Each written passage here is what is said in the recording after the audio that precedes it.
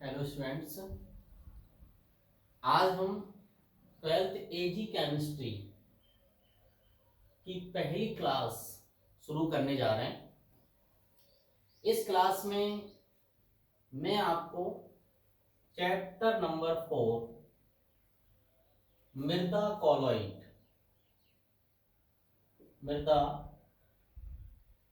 Colloid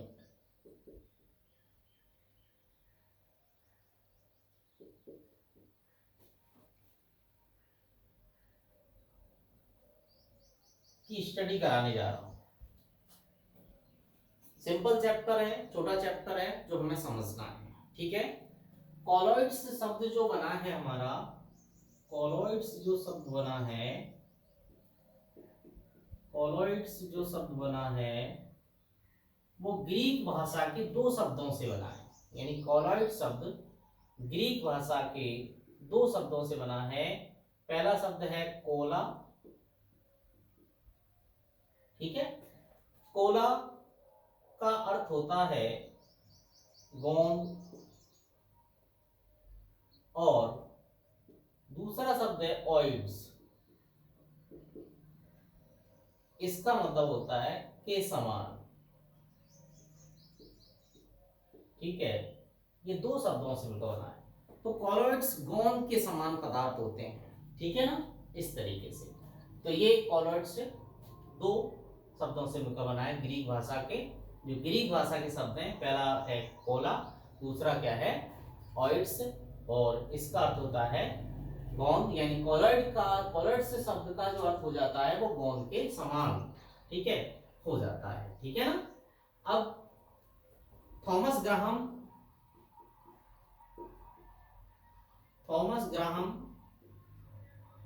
एक वैज्ञानिक थे जिन्होंने जल विलेय पदार्थों को, यानी ऐसे पदार्थों को जो जल में विलेय हो जाते हैं, उन पदार्थों को जंतु झिल्ली से विसरित या आर पार गुजरने के आधार पर दो भागों में विभाजित किया। एक को कहा इन्होंने क्रस्टलाब, और दूसरे को कहा कॉलॉइड। दूसरों को क्या कहा? कॉलॉइड कहा। ठीक है। क्रस्टलाब किससे कहते हैं, तो हमें पहले क्रस्टलाब को समझना है। ठीक है। तो वे पदार्थ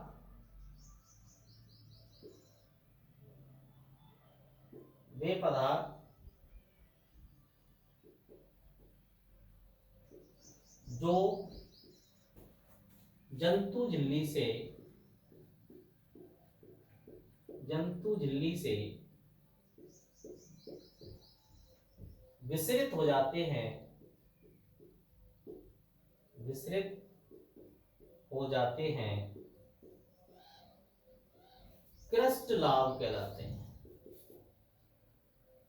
क्रस्ट लाभ कहलाते हैं।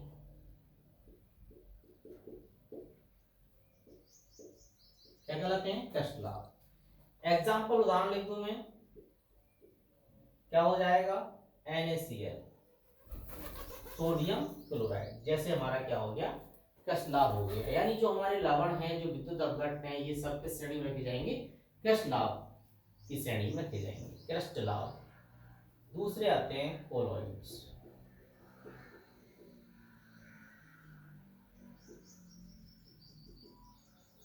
तो वे पदार्थ जो जंतु झिल्ली से विसरित नहीं होते हैं, ठीक है, वे पदार्थ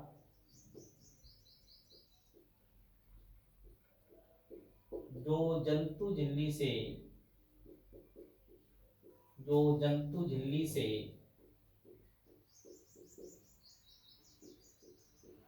विसरित नहीं होते हैं,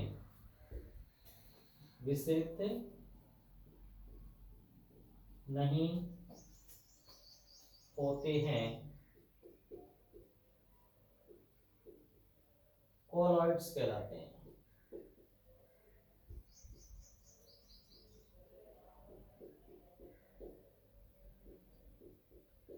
जैसे एग्जाम्पल क्या होगा इसके,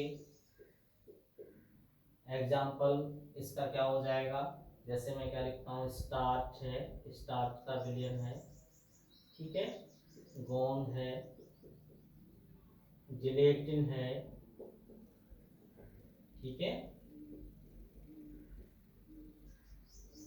ये आपके कॉलॉइड्स हो जाते हैं, ठीक है। तो ये चीज हमें याद रखनी है।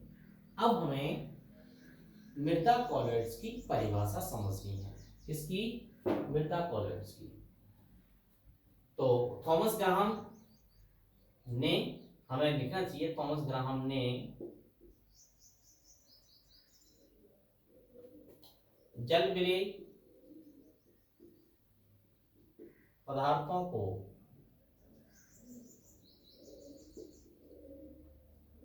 जंतु झिल्ली से, जंतु झिल्ली से विसरित होने के आधार पर, विसरित होने के आधार पर दो वर्गों में विभाजित किया,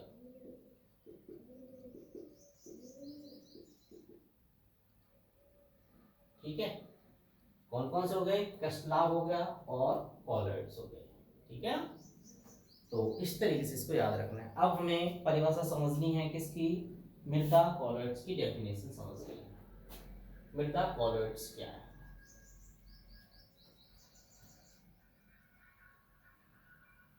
मृदा कॉलॉइड्स,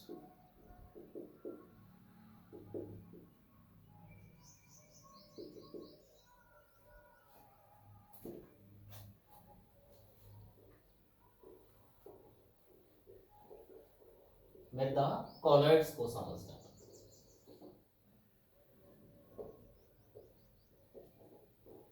हम लिखना है मृदा के वे कण, मृदा के वे कण जिनका व्यास, जिनका व्यास 1 मिली माइक्रोन, 1 मिली माइक्रोन से 100 मिली माइक्रोन, 100 मिली माइक्रोन, ठीक है, 100 मिली माइक्रोन, यहाँ लिख देता हूं मैं इसको,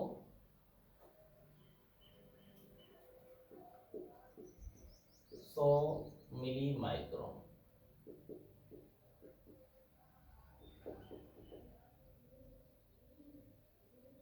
होता है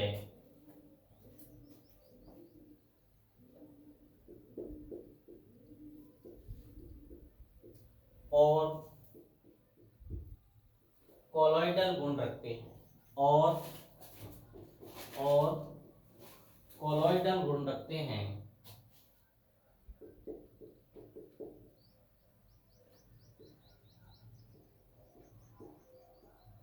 गुण रखते हैं,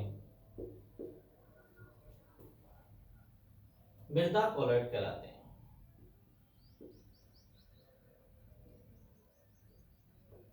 मृदा कॉलॉइड कहलाते हैं,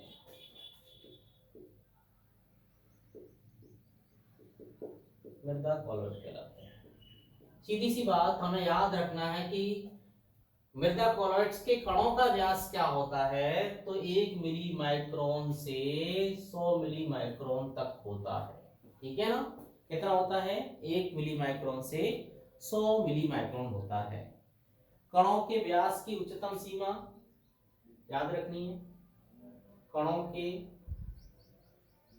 व्यास की उच्चतम सीमा, उच्चतम सीमा, कणों के व्यास की उच्चतम सीमा 500 मिली माइक्रोन होती है। कितनी होती है, 500 मिली माइक्रोन होती है, 500 मिली माइक्रोन होती है। ये चीज समझनी है, ठीक है। तो मृदा कॉलॉइड्स क्या होते हैं? मृदा के वे कण जिनका व्यास 1 मिली माइक्रोन से 100 मिली माइक्रोन होता है, ठीक है ना, और कॉलॉइडल गुण रखते हैं, ठीक है, मृदा कॉलॉइड कहलाते हैं। कणों के व्यास की उच्चतम सीमा कितनी होती है? 500 मिली माइक्रोन होती है, ठीक है। अब अगला पॉइंट पढ़ने जा रहे हैं हम, कॉलॉइड्स के गुण।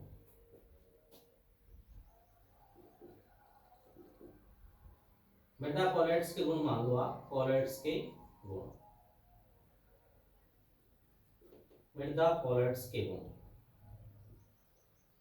मृदा कॉलॉइड्स के गुण। पहला पॉइंट, ठीक है, पहला पॉइंट जो हमें लिखना है वो है विषमांगता।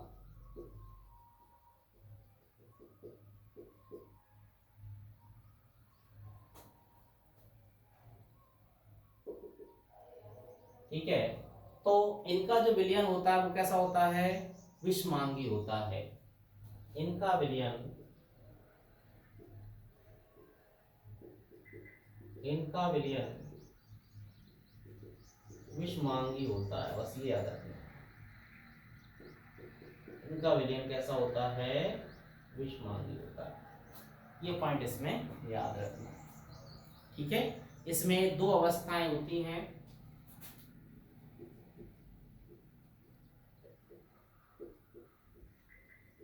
इसमें दो प्रावस्थाएं होती हैं।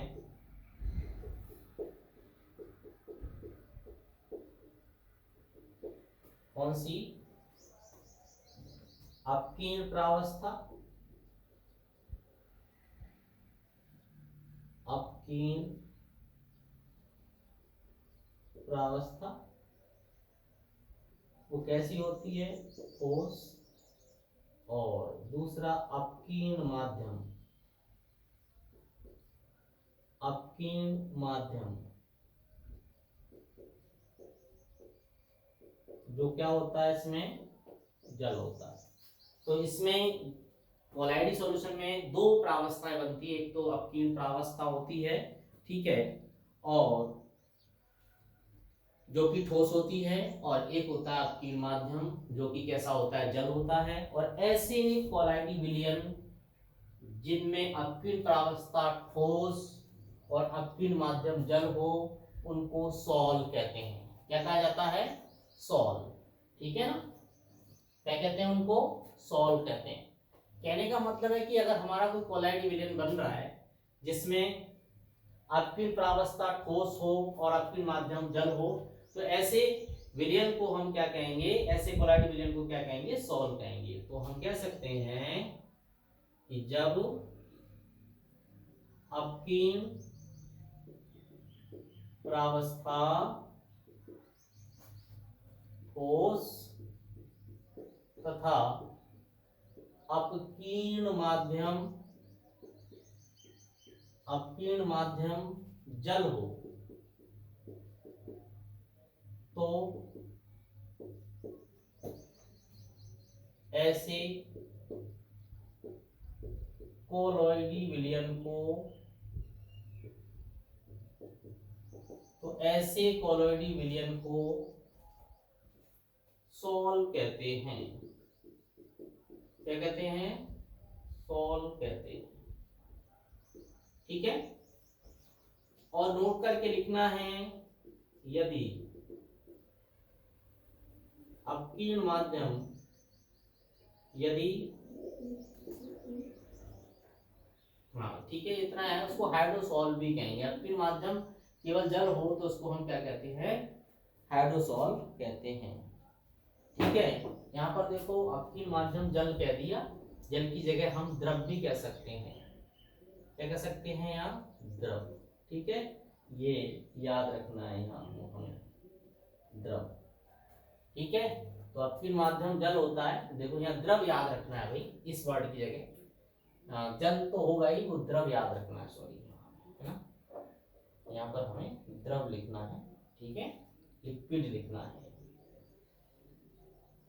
बात वही है, जल भी द्रव ही है, तो हम पहले द्रव की बात कर रहे हैं, तो उसको हम सॉल्व कहेंगे। ठीक है, कि जब आपकी प्रावस्था ठोस तथा आपकी माध्यम क्या हो, द्रव हो, तो ऐसे कोलाइड विलयन को क्या कहेंगे, हम सॉल्व कहेंगे। मैंने जल लिख दिया, वो भी सॉल ही होगा, लेकिन उसका नाम क्या हो जाएगा, हाइड्रोसॉल। ठीक है, लिख सकते हैं कि जब माध्यम जल हो तो ऐसे कोलॉइडी विलयन को, ऐसे कोलॉइड विलयन को हाइड्रोसॉल कहते हैं। क्या कहते हैं, हाइड्रोसॉल, हाइड्रोसॉल कहते हैं। ठीक है, तो यहाँ तक ये गुण हमने आपको क्लियर कराया। आज इतना ही, कल हम अगली कक्षा में बताएंगे। देखो यहाँ थोड़ा सा है ये, इसमें मिस्टेक वाली बात कोई नहीं है, बस ये है जल की जगह जल द्रव ही है। मैंने लिखा सॉल ही, कहा सॉल ही जा रहा है, कहा सॉल ही जा रहा है। ठीक है, देखो ये सॉल ही कह रहे हैं यहाँ पर, लेकिन जल लिखते ही उसको हम हाइड्रोसॉल कह सकते हैं, कहलाया ही जाएगा सॉल ही। ठीक है, तो द्रव या जल मैंने लिखा वहां वो सही था, लेकिन द्रव शब्द लिखना बहुत अच्छा रहता है, बस। ठीक है, इतना ही है। ठीक है, तो आज हमने क्लास में यहीं तक जो पढ़ा उसको हम नेक्स्ट और आगे बढ़ाएंगे, इसकी प्रॉपर्टीज आगे और कंप्लीट कराएंगे। आज से यहीं तक। ठीक है, क्लास ऑफ करते हैं।